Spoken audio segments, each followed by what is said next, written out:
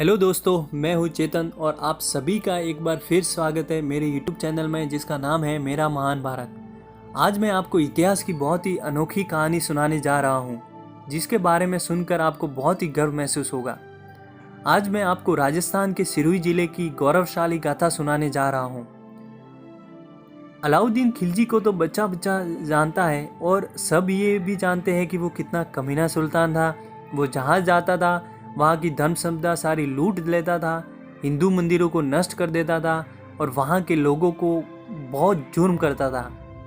हम ये सब भी जानते हैं कि उसने बहुत सारे राजाओं को हराया था, लेकिन खुद को सिकंदर सानी यानी दूसरा सिकंदर कहने वाला अलाउद्दीन खिलजी को किसी ने धूल चटाई होगी, और वो भी एक बार नहीं 2 बार, ये शायद ही कोई जानता है। जी हाँ, सिरोही रियासत के महाराज विजयराज जी ने अपनी प्रजा और अपने साथी महाराजाओं की मदद से एक नहीं 2 बार इसे धूल चटाई थी। दिल्ली का सुल्तान अलाउद्दीन खिलजी सिरोही जिले में हर देव झूलनी एकादशी पर उसकी बुरी तरह शिकस्त के लिए याद किया जाता है। इस दिन सिरोही रियासत की जीत और अलाउद्दीन खिलजी की हार का जश्न मनाया जाता है। बात है सन 1298 ईस्वी में दिल्ली की शक्तिशाली सुल्तान अलाउद्दीन खिलजी ने गुजरात के सोलंकी साम्राज्य को समाप्त किया और हिंदुओं को अपमानित करने के लिए सिद्धपुर स्थित सोलंकी सम्राटों द्वारा निर्मित विशाल रुद्रमाल के मंदिर को ध्वस्त किया। यह मंदिर उस समय का भोलेनाथ का सबसे प्रसिद्ध 7 मंजिला मंदिर था। उसने एक गाय को मारा और उस शिवलिंग को निकालकर खून से लथपथ गाय के चमड़े में लपेटकर जंजीरों से बांधकर हाथी के पैर के पीछे घसीटता हुआ दिल्ली की ओर रवाना हो गया। जब खिलजी की सेना शिवलिंग को इस स्थिति में लेकर आबू पर्वत की तलेटी में बसी चंद्रावती महानगरी के निकट पहुंची, तब सिरोही के महाराज विजयराज जी को इस बात की सूचना मिली तो उनका खून खौल उठा और उन्होंने इस तरह हिंदू धर्म की आस्था के अपमान का प्रतिकार करने का निश्चय किया। उन्होंने शिवलिंग को मुगल सेना से मुक्त करवाने का फैसला किया। इसके लिए उन्होंने एक पत्र मेवाड़ और एक पत्र जालौर के राजा कानड़ देव जी के पास भेजा और उन्हें बताया कि अब धर्म की रक्षा के लिए प्राणों का बलिदान करने का समय आ गया है। और फिर अपने सहयोगी राजाओं की मदद से उन्होंने सिरनवा पहाड़ की तलेटी पर अलाउद्दीन खिलजी की सेना पर हमला कर दिया। इनका युद्ध हुआ जिसमें महाराज विजयराज जी के नेतृत्व में राजपूत सेनाएं विजय हुई और दिल्ली सुल्तान की सेना हार गई। दीपावली के दिन सिरोही के महाराज विजयराज जी ने सिरनवा पहाड़ियों के निकट ही रुद्रमाल के इस शिवलिंग को विधि विधान से स्थापित करवा दिया। इस युद्ध में बहुत तलवारें चली थी, इस कारण इस मंदिर का नाम शानेश्वर रखा गया। दिल्ली सुल्तान अलाउद्दीन खिलजी को जब सिरोही जैसी छोटी रियासत से उसकी सेना की शर्मनाक हार का पता चला तो वह आग बुबला हो गया।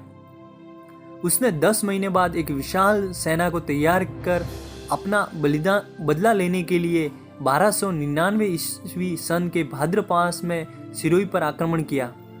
उसका यह संकल्प था कि शानेश्वर के लिंग को तोड़कर उसके टुकड़े टुकड़े करेगा एवं सिरोही नरेश का सिर काटेगा। तब सिरोही की प्रजा ने सिरोही नरेश से विनती की कि धर्म की रक्षा के लिए वे सब मर मिटने को तैयार है। इस युद्ध में भयंकर रक्तपात हुआ। रेबारियों ने सिरनवा पहाड़ के हर पत्थर एवं पेड़ के पीछे खड़े होकर गोफन के पत्थरों से मुसलमान सेना पर ऐसा भीषण प्रहार किया कि उसे पराजित होना पड़ा। हारने के बाद अलाउद्दीन खिलजी ने शानेश्वर से 1 किलोमीटर दूर ही अपना पड़ाव डाल दिया। यहीं पर सुल्तान अलाउद्दीन खिलजी पर ईश्वरीय प्रकोप हुआ और वह भयंकर कोढ़ से ग्रस्त हो गया। जो उसके पास जाता था कोढ़ उसे भी हो जाता था। ऐसे में उसके सैनिकों ने भी उसके पास जाना बंद कर दिया। एक दिन एक चमत्कार हुआ। उसकी सेना में शामिल शिकारी कुत्ते कहीं से भीग कर आए। जब वो सुल्तान के पास पहुंचे तो उन्होंने अपने बदन को झटका। इससे कुत्तों के शरीर का पानी अलाउद्दीन खिलजी के बदन पर गिरा। जहाँ जहाँ यह पानी गिरा वहाँ वहाँ सुल्तान का कोढ़ दुरुस्त हो गया। इस पर सुल्तान ने अपने विश्वस्त मलिक काफूर को बुलवाया। मलिक काफूर बड़ा चतुर था और उसे पता था कि कोढ़ के प्रभाव से कैसे मुक्त रहना है। वह अपने पूरे बदन को पूरी तरीके से ढक कर सुल्तान के पास गया। सुल्तान ने आदेश दिया कि यह कुत्ते जहाँ से नहा कर आए हैं उस स्थान का पता करो। मलिक काफूर ने भादव की चिलचिलाती धूप में कुत्तों को कई घंटे बांधे रखा। कुत्ते जब प्यास से बेहाल हो गए तो उसने उन्हें खोल दिया। इस पर कुत्ते पानी की ओर भागे। काफूर भी घोड़ी पर उनके पीछे चल पड़ा। कुत्ते शानेश्वर मंदिर के निकट के कुंड में पानी पीने लगे। हार के कारण काफूर शानेश्वर मंदिर क्षेत्र में घुस नहीं सकता था। ऐसे में उसने सुल्तान को सब बात बताई। इस पर सुल्तान ने अपनी बीमारी का हवाला देते हुए महाराव विजयराज जी से इस कुंड का पानी स्नान के लिए मांगा। महाराव ने इंसानियत को सबसे बड़ा धर्म मानते हुए खिलजी को स्नान के लिए इस कुंड का पानी दे दिया। अलाउद्दीन खिलजी इस पानी के स्नान करने के बाद एकदम स्वस्थ हो गया। वह शानेश्वर क्षेत्र में आया और इसे देवी कृपा मानते हुए सिरोही पर फिर कभी हमला नहीं करने का वचन देकर दिल्ली लौट आया। जिस दिन सिरोही की प्रजा की मदद से महाराज विजयराज जी ने अलाउद्दीन खिलजी को हराया था, वह दिन देवजुलनी एकादशी का दिन था और तिथि 12 सितंबर 1299 थी। इस जीत की खुशी में महाराज विजयराज जी ने शानेश्वर क्षेत्र का एक दिन का राज उस क्षेत्र के रबारियों को दे दिया। इसके बाद से यह वचन एक परंपरा बन गई और प्रतिवर्ष देवजुलनी एकादशी को शानेश्वर क्षेत्र को एक दिन के लिए यहाँ के पूर्व राज परिवार की ओर से रबारी समाज को आधिपत्य दिया जाता है।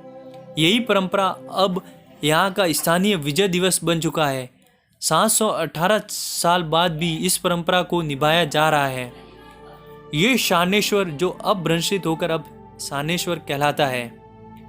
अगर आपको ये कहानी पसंद आई हो और ऐसे ही और अच्छी अच्छी कहानियाँ सुनना चाहते हैं तो प्लीज़ इस मेरे वीडियो को लाइक करें और चैनल को सब्सक्राइब करें ताकि आपको और नए नए वीडियो का अपडेट मिलता रहे।